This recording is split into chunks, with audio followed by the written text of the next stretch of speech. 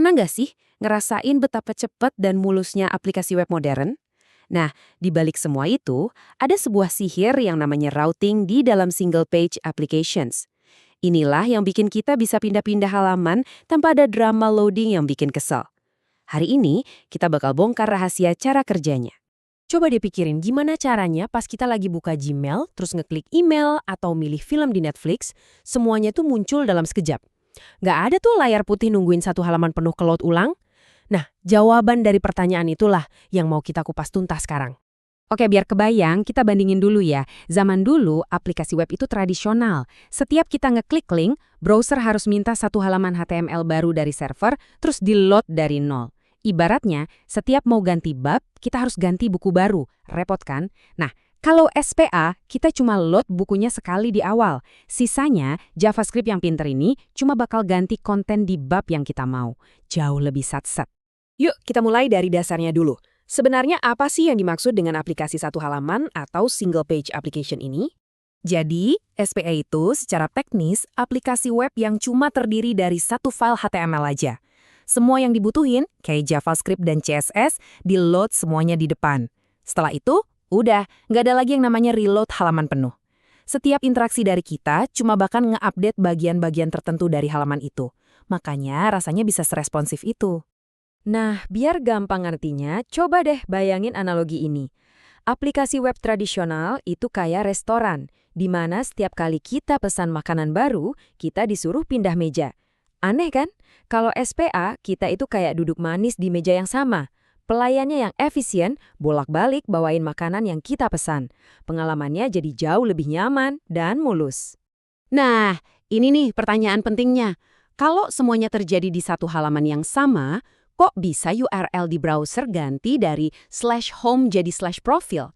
Terus, gimana caranya kita bisa copy-paste link ke halaman spesifik buat di-share? Disinilah peran sang pahlawan, yaitu routing. Oke, sekarang kita bedah mesin di balik semua ini. Namanya client-side routing, atau gampangnya, routing yang terjadi di sisi klien. Jadi gini, biasanya kan kalau URL berubah, browser langsung minta halaman baru ke server.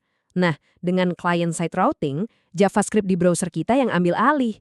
Dia bakal menjegat permintaan itu, terus bilang, tenang, biar aku yang ngurus. JavaScript-nya lalu ngubah URL di address bar dan nampilin komponen yang pas. Semuanya terjadi di browser kita, tanpa perlu bolak-balik ke server. Konsep ini tuh universal, mau pakai React, Vue, atau Angular, intinya sama. Kalau di dunia React, misalnya, keajaiban ini kita mulai pakai komponen browser router. Seperti yang kelihatan di sini, kita bungkus komponen utama aplikasi kita pakai ini.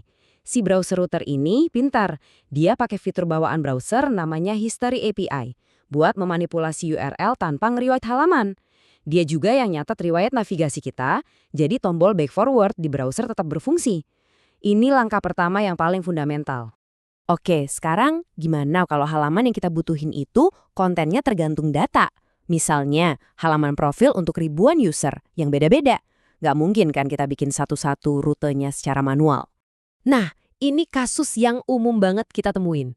Kita butuh struktur URL yang fleksibel, di mana sebagian dari URL-nya itu variabel, entah itu ID produk atau username.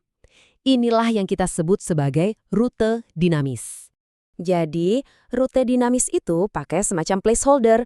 Bagian yang ada titik duanya kayak ID, itu kayak kita bilang ke router, bagian URL yang ini bisa diisi apa aja ya, bebas. Nah, nilai yang diisikan itu nanti bisa kita tangkap dan kita pakai buat nampilin data yang sesuai, misalnya detail produk dengan ID tersebut. Terus, gimana cara kita nangkep nilai dari placeholder tadi? Gampang banget. Di React Router ada hook super praktis namanya useParams. Tinggal panggil hook ini di dalam komponen kita, dia bakal langsung kasih objek yang isinya semua parameter dari URL. Dalam contoh tadi, kita bakal dapat nilai dari ID-nya. Simple. Nah, penting nih buat kita bedain antara rute dinamis sama parameter URL atau yang sering disebut query string. Rute dinamis, contohnya /product/5, itu jadi bagian dari path URL-nya dan biasanya buat nandain satu data yang spesifik. Kalau parameter URL yang ada setelah tanda tanya kayak /sort sama dengan price, itu lebih buat hal-hal opsional, misalnya buat filter, ngurutin data, atau tracking.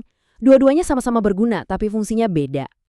Oke, levelnya kita naikin dikit ya. Sekarang kita bahas nested routes atau rute bersarang.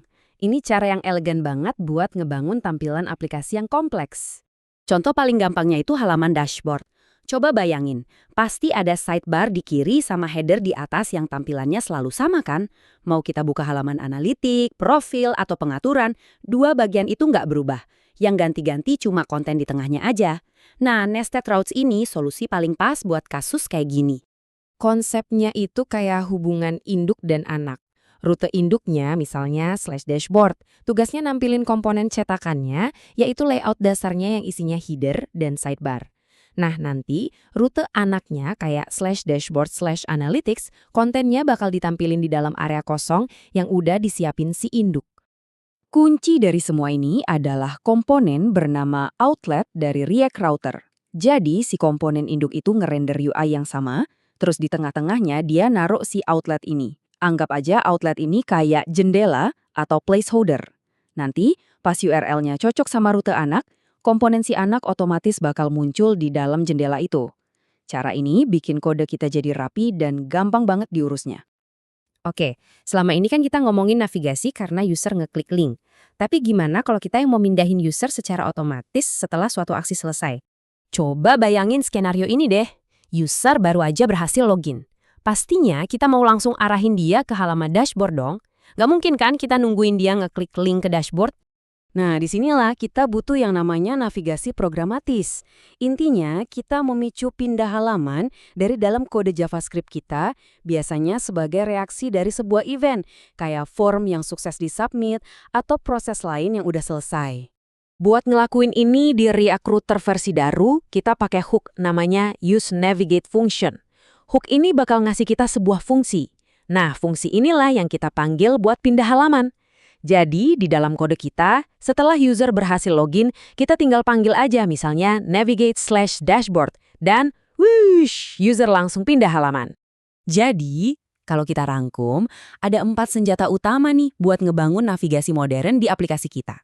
Pertama, fondasinya, yaitu client-side routing. Kedua, buat nanganin konten yang beragam, kita pakai rute dinamis. Ketiga, buat bikin layout yang rapi dan kompleks, kita pakai rute bersarang. Dan terakhir, buat ngontrol alur aplikasi secara otomatis, kita pakai navigasi programatis. Kuasai 4 ini, navigasi aplikasi web kamu bakal keren banget. Keempat konsep ini benar-benar powerful loh. Dengan nguasain ini semua, kita bukan cuma sekedar bikin website, tapi kita menciptakan sebuah pengalaman digital yang terasa instan, intuitif, dan modern. Persis kayak aplikasi-aplikasi canggih yang kita bahas di awal tadi. Pertanyaannya sekarang, gimana kamu bakal pakai semua ini buat bikin proyekmu selanjutnya jadi luar biasa?